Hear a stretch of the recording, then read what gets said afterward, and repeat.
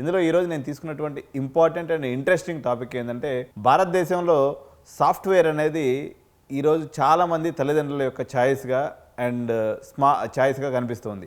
కానీ real estate ఏదైతే ఉందో భారతదేశంలో ఉన్నటువంటి కుబేర్లు బాగా డబ్బు సంపాదించే వాళ్ళందరూ కూడా రియల్ ఎస్టేట్లో ఉన్నారు. పాపం సాఫ్ట్వేర్ ఇంజనీర్లు అందరూ ఈఎంఐలు కట్టుకుంటా ఇల్లు కొనుక్కుంటూ ఉంటారు అనమాట. వాళ్ళకి అవసరమైనటువంటి ఇల్లు కట్టించేటువంటి రియల్ ఎస్టేట్ వాళ్ళు అనుకోండి, రియల్ ఎస్టేట్ ఏజెంట్స్ అనుకోండి, వీళ్ళకన్నా 10 రెట్లు ఎక్కువ సంపాదిస్తారు.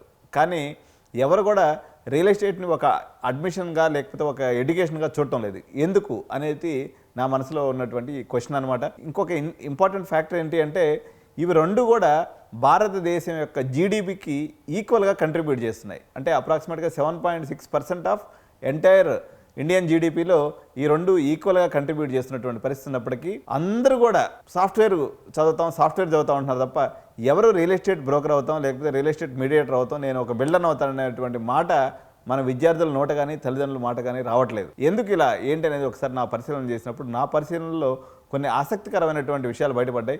వాటిని ఈరోజు నేను మీతో షేర్ చేసుకుంటాను అనమాట.